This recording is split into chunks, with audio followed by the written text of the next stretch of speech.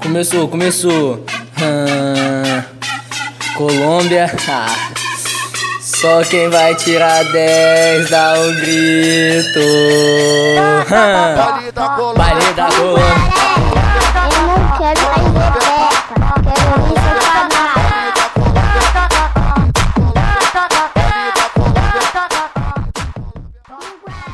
não quero mais rebeca, quero ir separar.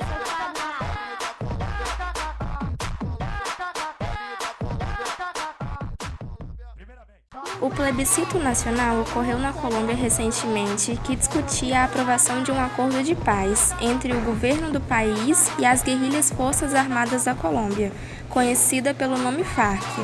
A maioria dos votos decidiu não aprovar aquele acordo e, mesmo assim, o acordo foi firmado com 50,2% dos votos contra. Colômbia. Colômbia significa terra de Colombo. Numa homenagem óbvia ao navegador italiano Cristóvão Colombo, que viveu entre anos de 1451 e 1506, que, como todo mundo sabe, descobriu o continente americano em 1492. O território colombiano abrange 1.138.914 metros quadrados, onde está distribuída a população aproximadamente de 45 milhões de habitantes. A Guerra Civil Colombiana, um dos conflitos mais antigos na América Latina, surgiu em 1964, entre as forças conservadoras e as socialistas, pela disputa do poder no país, provocando uma guerra problemática sem solução e definitiva, refletindo até hoje no cenário político da Colômbia. Em 1968, foi criada uma lei para a criação de um exército de direita para combater os faccionistas. Com o passar do tempo, esse exército, que teoricamente seria controlado pelo Estado, saiu do controle nacional e passou a ser uma organização terrorista e de extrema direita, fundando as Autodefensas Unidas da Colômbia, em 1997. Assim, criou-se um verdadeiro caos na Colômbia. Dois grupos terroristas extremamente violentos lutando cada um por seu ideal, seja marxista ou conservadorista. Outro grande fator preocupante é que, a partir dos anos 80, a Guerra Civil Colombiana tornou-se extremamente ligada ao tráfico de drogas internacional, pois a FARC e a ELN financiavam os custos de guerra através do tráfico de drogas e do sequestro de civis, fazendo também com que a violência no país matasse cerca de 30 mil pessoas desde os anos 60.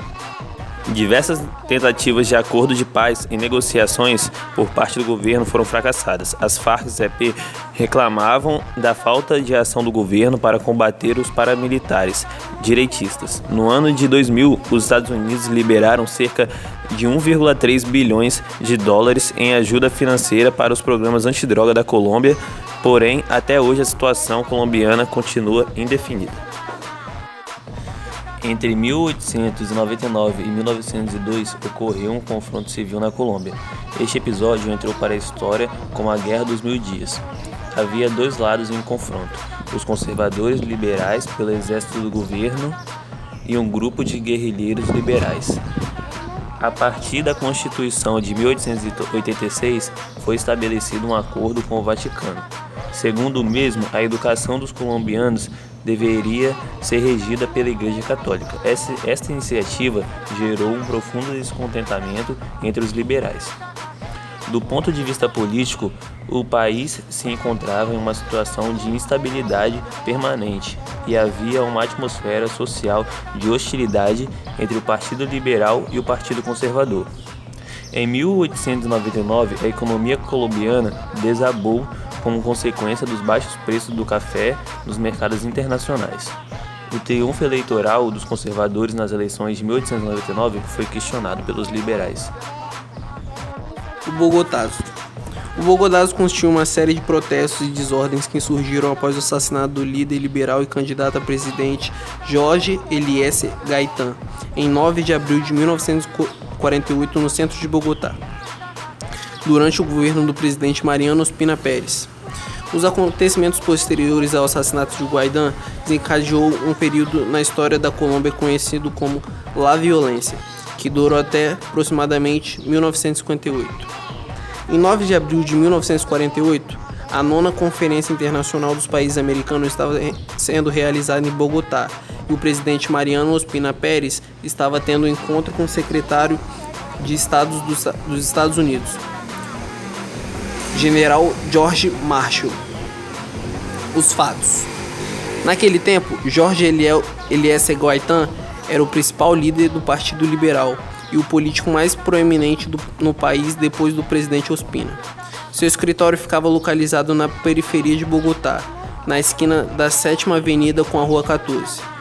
Gaitán estava trabalhando na noite anterior, até as 4 horas da manhã, como advogado de defesa, no julgamento que declarou a inocência do tenente Jesus Maria Cortés.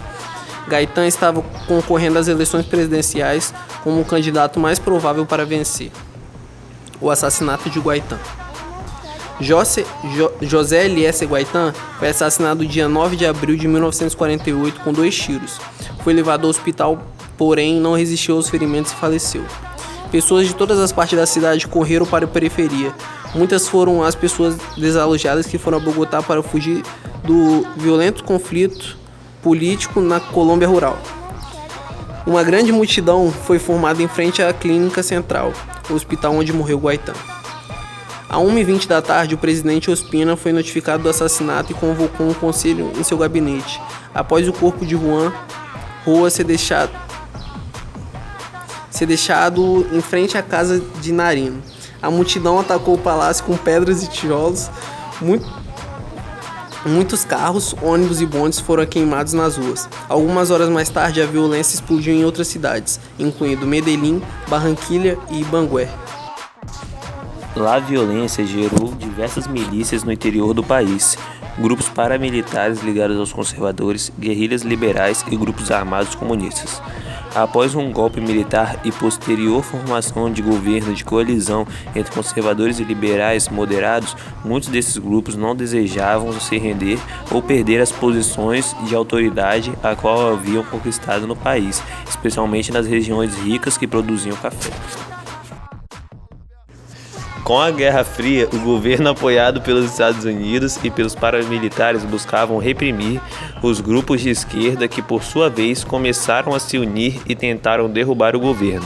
Um dos líderes desse grupo era o liberal Manuel Marulanda, conhecido como Bom de Mira.